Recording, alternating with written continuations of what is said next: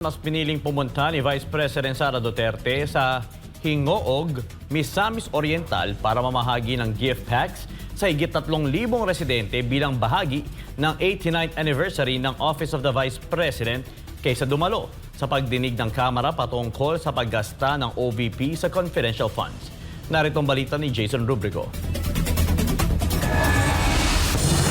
Hindi dumalo si Vice President Sara Duterte sa pagdinig ng House Committee on Good Government and Public Accountability patungkol sa paggamit ng confidential funds ng Office of the Vice President at Department of Education nitong araw ng Miyerkules. Sa isang sulat na ipinadala ni Vice President Sara kay Congressman Joel Chua, iginiit niya na hindi naman siya tinanong ng mga kongresista kahit pa naroon na siya dumalo sa ginawa nilang pagdinig noong September 18, 2024. Kaya naman, pagdesisyonan niya na lang na hindi na rin dumalo sa mga susunod pang pagdinig ng naturang komite. Natanggap ng bise ang imbitasyon mula sa komite nang dumalo siya sa Quadcom hearing noong November 13. Nang tanungin kung dadalo pa ba siya kung iimbitahing muli, ito ang naging sagot ng bise. Well, it remains to be seen, sir, no? Sa pagkakaroon, case-to-case basis may kung depende kung kinsay dunay madawat na invitation, depende po sa desisyon sa tao. Patungkol naman sa mga inimbitahang empleyado ng Office of the Vice President sa pagdinig ng Kamara, binigyang diin ni Vice President Duterte na hindi niya pipiliting dumalo ang mga ito.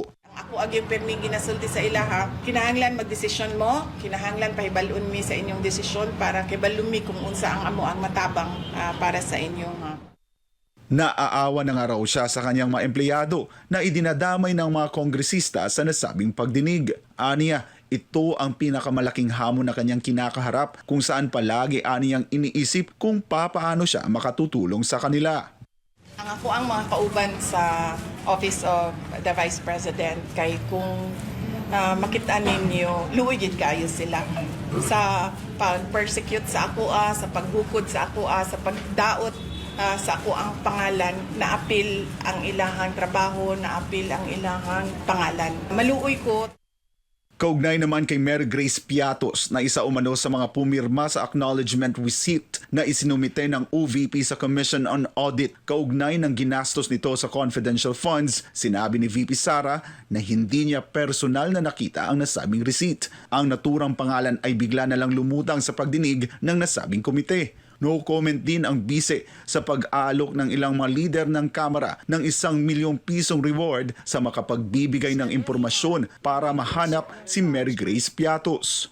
I have no comment on that, no, because I've not seen the acknowledgement receipt na kanilang sinasabi because basically lahat ng mga documents hindi siya dumadaan sa akin, dumidiretso siya sa SDO and sinasubmit siya sa ICFAO, yung office ng COA na gumagawa ng audit ng confidential funds. Hindi namin alam kung paano pinroseso ang pagbigay ng copies ng ARs or ng submissions namin sa COA to the House of Representatives and sino ang nag-handle noong mga documents.